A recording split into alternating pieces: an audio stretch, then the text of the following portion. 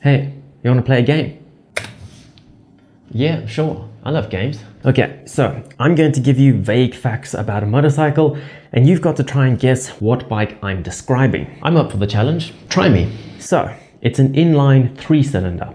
It makes about 110 horsepower. Interesting. It's a sports tourer. Well, that makes it easy. Yamaha Tracer 9. Nope. You should have waited for your final hint. What do you mean no? You perfectly described the Tracer. But the next hint was that it's exotic. Well, I guess that rules out Yamaha. Okay, I give up. Just tell me. It was an Agusta Turismo Veloce. A what? I've never even heard of that. They look great. Yeah, but I bet it costs a fortune. Who would buy that? Just buy the Yamaha. Just buy the Yamaha. On paper, that does seem to be the consensus. It starts at around 3,000 euros less and does more or less the same thing. So the question is, who is this for? Thank you to Insta360 for sponsoring this video. So to find out who this is intended for, I get to spend the next 127 hours with the Turismo Veloce Rosso. This is the base model starting at about 18,500 euros. And of course, I have to give a massive thank you to Agusta Johannesburg for providing this beautiful motorcycle. They're set up right inside Fast KTM because, as you've probably heard, KTM now owns the majority of Agusta. So whether you want to buy a new bike, a second-hand bike, or just some accessories, this is your one-stop shop. To be fair, that game was rigged. I could have told you that it has a single-sided swing arm, that it only has one headlight, or that it has Brembo calipers, and you'd have immediately guessed it. And that's the first sign that this bike is a little bit special. The first ride on a new bike is always eye-opening, so let's go over a few Italian quirks that I immediately noticed on my ride home. Right off the bat, it feels very little. Everything from the width of the bike, to the distance to the handlebars, and even the width of the bars themselves felt smaller than I expected. It also sounds rough. Not in a combustion way, but more in the way of friction. I just wanted to give it an extra quart of oil to drown its sorrows. The dash felt cluttered and the turn signal light was extremely dim and hard to see in bright sunlight. There are these little compartments on each side of the cockpit that don't even fit my espresso cup. How un-Italian. But there are these two USB ports here and one 12-volt socket here and another here.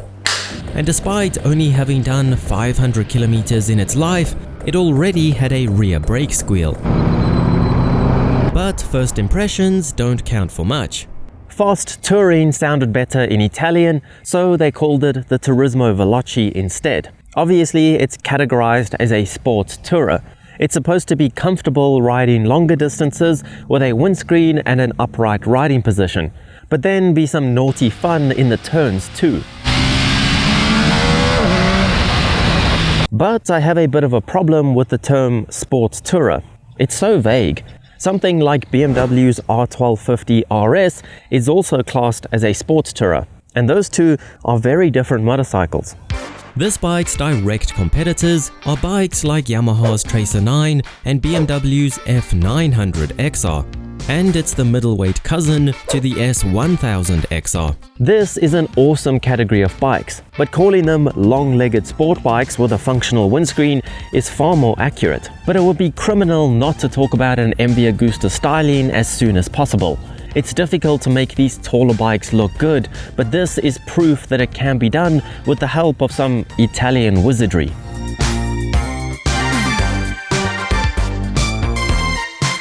I definitely think red is its color, and there are so many small details that just make it special.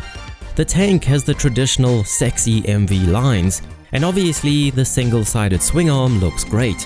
And even if the headlight shape is starting to look a tad old in my opinion, I do love the daytime running light. That tail is exquisite. Even the gap between the seats has been pampered, not to mention the elegant fabric. The tail light is more creative than Da Vinci was, but my favorite part is this random hole underneath the passenger seat. I don't know why, but I think that's awesome. However, that number plate bracket with turn signals is next level sacrilege on a bike like this. It does clean up the tail underneath, but comes with its own set of issues. Luckily, you forget all about it while riding. It doesn't look it, but it's got a playful character and eggs you on to misbehave, which is important when you want a sporty side to a bike. I wouldn't mind slightly wider handlebars to get some more leverage, but it's easy to ride hard, like a naked bike with a big windscreen. And although it doesn't have electronic suspension, it is adjustable. On a sports tourer, electronic suspension makes a big difference. You can soften it on the fly when you're out touring and stiffen it up for the twisties in a heartbeat. That means getting the balance right in this case, where you need old-fashioned tools to adjust your front suspension, is very important. In the rear, we have a Sachs shock with a remote preload adjuster, which is fine. In the front, it's got upside-down Marzocchi forks, which I immediately gelled with. You can clearly feel the sticky rubber squashing underneath you and the suspension moving out of the way for the bumps. Overall, it's about what you expect. A tad soft when you're riding spiritedly, especially when braking hard, it does tend to dive a bit much, and a little bit hard when you're touring. But that means it's down the middle, just like you need. Of course, if you spend more money, you can get electronic suspension, but this doesn't disappoint. And I know what you're thinking. How is my cameraman so talented? Well, I thought it was about time that I introduce you guys. This is Insta360 X3, the cheapest cameraman you can get. A bike review is incomplete without cool shots of the bike, and this makes that easy. You can mount it anywhere on the bike and it automatically gets rid of the pole from the shot. And since it films 360 degrees, you can frame the shot later on, saving you time while out riding. Or create captivating camera movements that are way above my pay grade, and easily export vertically or horizontally. So if you want awesome shots of your bike too, order one through my link in the description and you'll get a free gift with your camera, like a selfie stick. No, seriously, try it. As with all good Italian machines, it has Brembo calipers front and rear with steel braided lines. However, paired with this axial Nissan master cylinder, it's not pretty, and I was skeptical, but it offers good power and enough feedback. The motor is obviously a big drawcard. MV's infamous inline 3-cylinder 798cc engine producing 110 horsepower. Honestly, it doesn't sound good in my opinion. A louder exhaust would help with the exhaust note, although this is one of the few stock exhausts that look brilliant from the factory, but the valve train is noisy, and not in a nice way. But that might just be me. It is, however, a very smooth motor and has plenty of power for 85% of the time. You don't need any more for touring. I mean, at 120 kph or 70 miles per hour, it's relaxed at about 5,000 RPM. But you might want more grunt from time to time to blow off some steam. It's not as boisterous or as provoking down low as Yamaha's CP3 in the MT-09, but to be fair, it's geared more towards touring, so it was never going to pack the same punch. But interestingly, if you pay attention, you can feel the crank spinning backwards. This is to offset some of the centripetal forces, helping it to change direction with less effort. Something a lot of MotoGP bikes do as well. Like, have you ever tried to change the angle of a spinning bicycle wheel? It's difficult because that is what keeps you upright. But we should probably talk about the elephant in the room. As of last week, KTM now has control over MV Agusta because they increased their stake in the company to over 50%. I'm sure this upsets MV purists, but personally, I think it's great news for the brand. KTM has proven that they are great in the motorcycle business. So if they can help MV Agusta make more money, make parts easier to get, and sell more bikes, it's a win-win for everyone. Dailying the Turismo Veloce is a pleasure too because of its small size. I'm pretty short at about 170 centimeters, and I'm just shy of flat-footing it. And its tall nature means you can see far ahead in traffic too. There is, however, one thing that concerns me. I don't know how it happened, but I'm 69% sure that MV Agusta snuck in one night while I was sleeping and measured me, because I fit like a glove on this thing. My knee hangs just over the edge of the tank, offering optimum grippage, making it super easy to squeeze the bike when riding hard. Maybe I'm just the same size as the average Italian, who knows? You've probably noticed this large dash by now as well. I think the meeting for the layout was pretty short though.